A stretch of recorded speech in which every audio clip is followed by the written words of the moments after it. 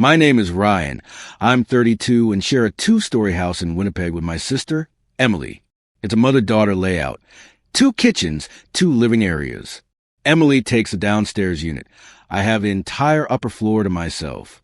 Emily isn't home much, since she often stays at her partner's place 20 miles away in Fargo. At my age, I shouldn't let being alone freak me out, but sometimes I admit it still does. One evening, I was curled up in my open-plan living room, dining area and kitchen all in one, watching a horror movie. My couch sits smack in the middle, so when I watch TV, most of the room is behind me. In the pitch black, save for the flicker of the screen, I kept glancing over my shoulder like any self-respecting 30-something horror fan would. After the credits rolled, I brushed my teeth, shut off every light, and fell asleep. 2 hours later, I woke at 1 a.m., and heard Emily's voice downstairs.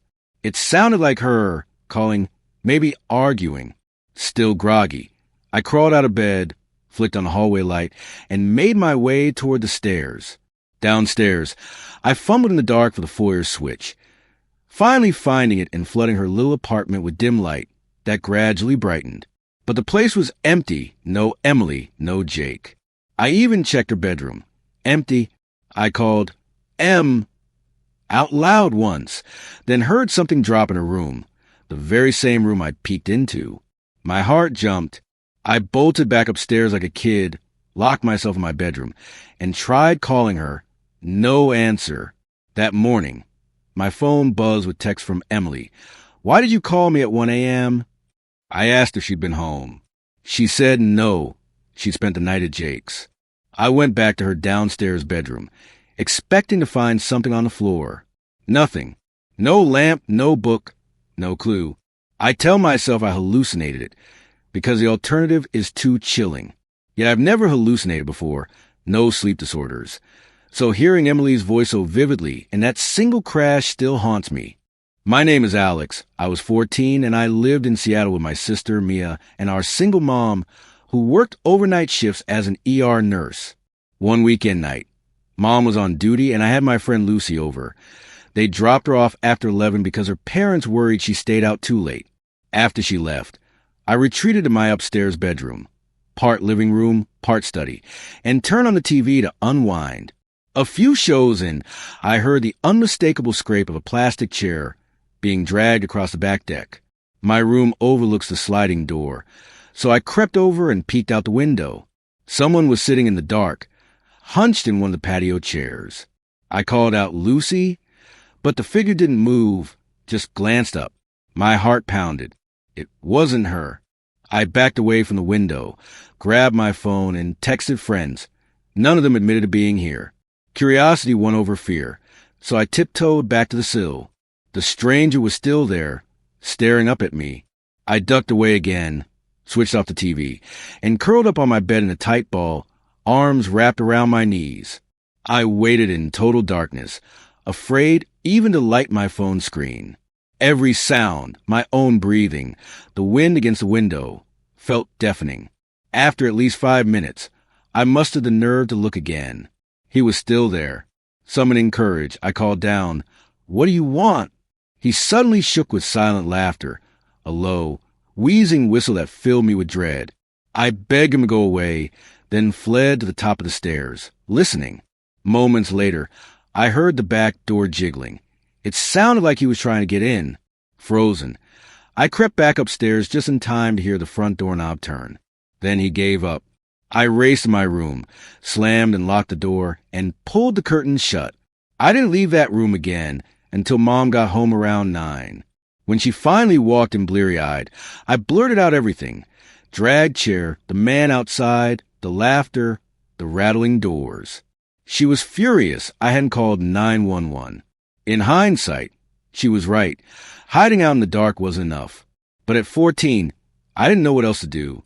My name is Tyler, and I was 10 years old when one of the scariest nights of my life happened. Home alone in my family's cozy split-level house in Maplewood. We're a family of 5. My older brother, Jake, 14. My little sister, Chloe, 5. Mom, Dad, and me. It was a Friday night, and Jake had been out causing trouble with his friends. Trouble that ended with a terrifying phone call from Mom and Dad. I was upstairs in my room, glued to my Star Wars video game, when I heard Mom begin to cry on the phone. My heart lurched. I dropped the controller and raced downstairs. Through the hallway, I heard her voice shaky as she spoke with the hospital. Jake had been hit by a car. Panic sliced through me. His leg was broken. But beyond that, all I caught was fear in my parents' voices. Mom grabbed Chloe from her room, while Dad threw on his coat. They turned to me, their eyes wet, and asked if I could stay home alone. My throat went dry, but I nodded, yes. They rushed out the door, vanishing into the night, leaving me trembling in the foyer. I wanted to follow them to the hospital, but I was terrified of seeing Jake hurt. Plus, they'd insisted Chloe and I stay put. So, I tiptoed back to my room and started the game again, trying to pretend everything was normal. Hours slipped by until past midnight, when I heard the front door creak open downstairs. My door was closed, so I switched off the TV and PS, then crawled into bed with my Game Boy. My ears strained for any voice, Mom, Dad, Chloe, Jake, but heard nothing. After what felt like forever, I slid out of bed, cracked open my door, and crept to the railing overlooking the living room. The lights were off, but there, standing tall in the shadows, were three strangers, three very tall people not from my family. My blood froze. I stumbled back into my room and slammed the door quietly, then dove into my closet behind a stack of boxes and bags, my breath pounding in my ears. Every second stretched out as I heard footsteps pad across the floor. My heart felt lodged in my throat. One footstep, two, then a soft rustle on my bed. My blankets twitched, and then silence. My every muscle locked in terror. I counted 20 agonizing seconds before the closet door creaked open. I hugged myself tighter, willing myself not to breathe. Footsteps moved away, echoed down the hall, faded away. I didn't dare move until I heard the front door swing shut and footsteps recede into the night.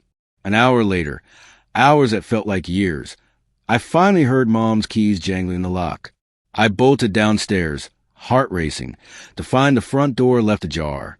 Drawers were open, cabinets rifled through, and our prized electronics, my Game Boy, Dad's watch, Mom's jewelry, were gone. Mom and Dad stood stunned in the darkness outside, Chloe clinging to Mom's leg. It dawned on me, in their rush to get to Jake, they'd forgotten to lock our home. I was lucky, so lucky not to have been seen or hurt. Maybe the intruders thought the closet was empty. Maybe they simply wanted valuables and rushed off once they realized someone was inside. To this day, I wonder if the person who stood over my bed saw me hiding in the shadows. Were they a robber who spared me? Or someone darker, who could have harmed a 10-year-old lying scared beneath those boxes? I may never know. But every time I hear a creak in the night, I remember how close I came to the worst night imaginable. I was 16 when my parents left me alone for a whole week, a rare break since they rarely went out. My mom's wealthy friend Diane had paid for a getaway. So there I was, the only child, holding down our 2-story house in Burlington, Vermont, Chittenden County. The place backed onto a small stand of woods and sat on a quiet lane that rarely saw more than a couple of cars a day. Our backyard featured a big deck overlooking the trees, a modest fish pond, and an above-ground pool. It was a Thursday night in July 2013, I know, because I'd been chatting with friends about our weekend garden projects earlier. I was out on the deck, speaker blasting music, and smoking weed to unwind. That's when I first thought I heard a voice from the woods. So faint I turned up the volume. But once the beat returned, the voice came again. I snapped the music off and listened. Hey, over here. It sounded male just inside those trees about 20 yards from the deck. At first I shrugged it off as neighborhood kids playing hide and seek. But the voice called again, firmer this time. We need help, straight in front of you. The tone was too deep to be some kid's joke.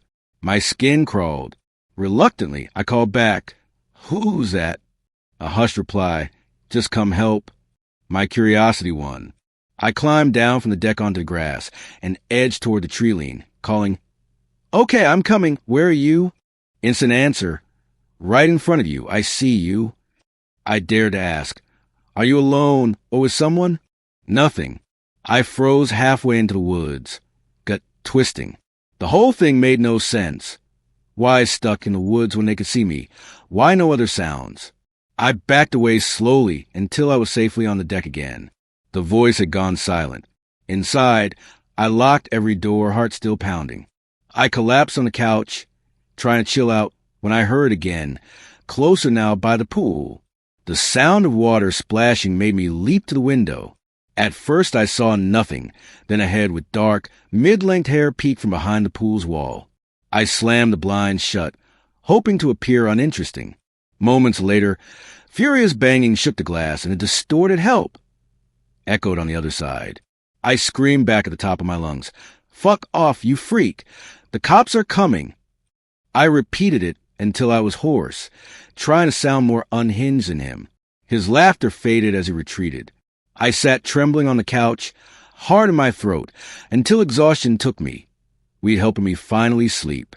Waking up the next morning, I realized how reckless I'd been, trusting that voice in the dark. Now, I'm forever cautious about who I let anywhere near my door.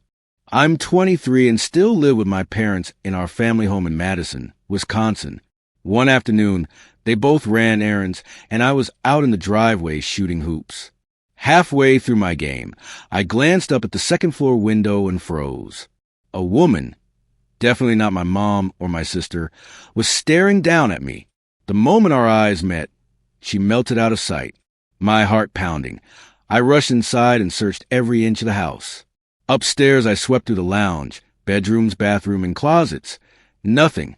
Downstairs, I checked the living room, kitchen, dining area, guest room, and more closets. Still nothing. Even the basement got a once-over. 2 couches, a small bar, and just 2 closets.